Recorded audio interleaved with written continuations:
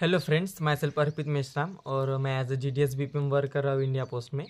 तो आज की भी इस वीडियो में इसलिए बना रहा हूँ कि बहुत से लोगों ने मुझे कमेंट किया था मेरे अदर्स वीडियो में जो उनके डाउट्स थे, तो उसी डाउट्स पे मैं आपको आज इस वीडियो में वो डाउट आपको क्लियर करने वाला हूँ। ठीक है, तो सबसे पहला जो लोगों का डाउट है कि BPM क्या है और ABPM क्या है। अभी जो लोग कैंडिडेट जिनके मतलब 60, 70, 80, 90% है वो फॉर्म फिलअप कर रहे हैं, तो उनको एक्चुअली ये पता ही नहीं है फॉर्म फिलअप करते time what is BPM and ABPM। और डाक सेवक भी। सबसे पहले मैं आपको बता दूं BPM जो लिखा है उसका फुल फॉर्म होता है ब्रांच पोस्ट मास्टर। तो ब्रांच पोस्ट मास्टर का भी काम क्या है? सबसे पहले मैं आपको बता दूं कि ब्रांच पोस्ट मास्टर ये अलग होता है थोड़ा, और जो ABPM है असिस्टेंट ब्रांच पोस्ट मास्टर ये अलग होता है। तो BPM को क्या है, बेसिकली उसको ऑफिस वर्क रहता है, और ABPM जो है उसको रहता है फील्ड वर्क। BPM को क्या करना है, ऑफिस में जितने भी मतलब अपन जैसे बैंक में जाते हैं, बैंक में जैसे लोग RD SB TD मतलब जो भी लेन देन करते हैं पैसों का, तो वो सेम काम जो है BPM को करना पड़ता है। BPM को ऑफिस वर्क रहता है, एक ऑफिस रहता है उसमें उसको बैठना पड़ता है, उस ऑफिस में उसको अपना काम करना पड़ता है। मतलब ऑफिशियल जितना भी काम है ट्रांजेक्शन करने दिन भर के, वो ट्रांजेक्शन उसको पैसे का जो लेन देन है वो उसको दिन भर करना पड़ता, दिन भर नहीं, कुछ उसका जो स्पेसिफिक ड्यूटी हावर है उतना उसको करना पड़ता है। रही बात ABPM की, तो ABPM जो रहते हैं एक टाइप से रहते हैं पोस्टमैन। ठीक है, पोस्टमैन भी बोल सकते हैं उनको, क्योंकि उनको लेटर बांटना यही काम है उनको। डाक उनको सबसे पहले तो उन लोगों का काम है डाक लाना। मतलब आपका जो बड़ा ऑफिस होगा SO, उसे SO बोलते हैं, वहाँ से आपके BO, और आपको ऑफिस को बोलेंगे BO। तो SO से आपके BO में डाक जो है लेटर्स आते हैं, तो वो बैग लाने के लिए या तो बस से आएंगे या तो फिर SO जाकर खुद लेना पड़ेगा। तो वो डाक लाना और ले जाना वो रहता है ABPM की तरफ। ABPM को ये काम करना पड़ता है। उसके बाद लेटर का डिस्ट्रीब्यूशन और लेटर को जो डिलीवरी है वो भी ABPM को करने पड़ता है। तो बेसिकली आपका आइडिया क्लियर हो गया है कि BPM यानी ऑफिस वर्क, ABPM यानी लेटर डिस्ट्रीब्यूशन। सेकंड थिंग, मैंने ये थंबनेल में जैसे आपको बताया, वीडियो क्वालिटी पे मत जाइए, आपको जो कंटेंट चाहिए वो मेरी वीडियो में मैं देने की कोशिश कर रहा हूँ। मोबाइल मेरा अच्छा नहीं, उतना कैमरा है तो मेरा उतना क्लियर आता नहीं। अदर्स यूट्यूबर के मतलब जो है क्वालिटी अच्छी आती है वीडियो की, तो आप वही वॉच करते हैं, लेकिन आपको जो चाहिए वो मेरी वीडियो में आपको मिल जाएगा। कि आपको जो फुल इंफॉर्मेशन चाहिए वो इस वीडियो में आपको अवेलेबल करा दूंगा। तो सेकंड थिंग मैंने डाली है कि सैलरी का भाई बहुत ज़्यादा तो डिफरेंस नहीं है, लेकिन डिफरेंस है। सेकंड थिंग जो है वो है सैलरी। तो आप अभी फॉर्म मतलब फिलअप कर रहे होंगे, तो वहाँ पे आपको लिख के आ रहा होगा BPM 12,000, ABPM 10,000 एंड डाक सेवक ऑल्सो 10,000। तो इनका डिफरेंस क्या है, ये क्यों लिखा है, इनकी सैलरी क्या 12,000? मतलब बहुत से लोगों के लग ही रहा है कि उनकी सैलरी, जिनको कुछ भी बेसिक पता नहीं है, मैं भी जब ज्वाइन कर रहा था मुझे भी लग रहा था कि 12,000 और 10,000 ही सैलरी है, लेकिन ऐसा नहीं, वो बेसिक है। मतलब जो BPM है, BPM का जो है 12,000 बेसिक है, तो 12,000 उसके साथ अभी DA लगता है। DA यानी डियरनेस अलाउंस। तो अभी के हिसाब से करंटली 53% जो है वो DA है, 53%। जो BPM है उसकी बेसिक सैलरी आ जाती है 12,000, उसके साथ 53% DA यानी कि 6,360 रुपीज़। तो टोटल मिला के हो गए 18,360 रुपीज़। ये हो गई पूरी सैलरी BPM की। इसके साथ उसको ऑफिस मेंटेनेंस अलाउंस मिलता है, मतलब हर महीने ऑफिस का जो किराया बोलते हैं वो मिलेगा उसको 250 रुपये। तो BPM की इन हैंड पूरी सैलरी हो जाती है 18,610 रुपीज़। BPM की सैलरी हो गई 18,600 रुपये। अभी ABPM के लिए जो बेसिक सैलरी है वो है 10,000 और 53% DA यानी कि 5,300 रुपये। तो टोटल मिला के ABPM की सैलरी हो जाती है 15,300 रुपये।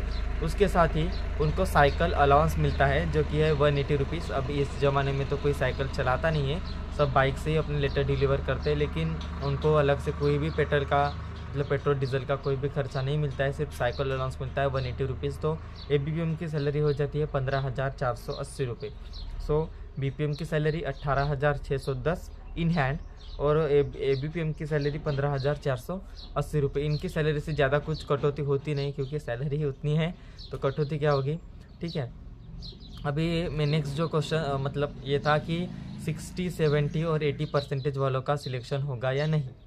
तो सबसे पहले बता दूँ 60, 70 वालों का और कोई गुंजाइश नहीं है। और जितने भी लोग जो अदर यूट्यूबर वीडियो बना रहे हैं सब फेक है, मतलब थंबनेल में लगा देते 60-70% वालों का सिलेक्शन। तो ये नहीं है, आप किसी भ्रम में भी मत रहो कि आपका सिलेक्शन हो जाएगा, आपको 60-70-80% है, कोई चांसेस मत रखो आपके कि हो जाएगा करके।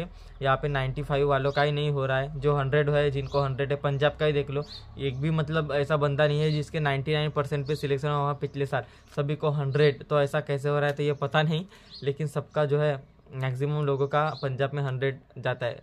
सो कट ऑफ बहुत है। तो जिनके अबाउ 90 है तो वो ही फॉर्म फिलअप करे, बेकार में इतना मतलब 100 रुपये भी चालान है, तो 100 रुपये भी सरकार को मत जाने दीजिए, कोई मतलब नहीं है फॉर्म फिलअप करने का। अगर आपको 60-70% होगी तो उनकी तो कोई गुंजाइश ही नहीं है सिलेक्शन होने की, ठीक है। तो जिनके अबाउ 85 है वो फिलअप कर लीजिए अपने अपने डिवीज़न से।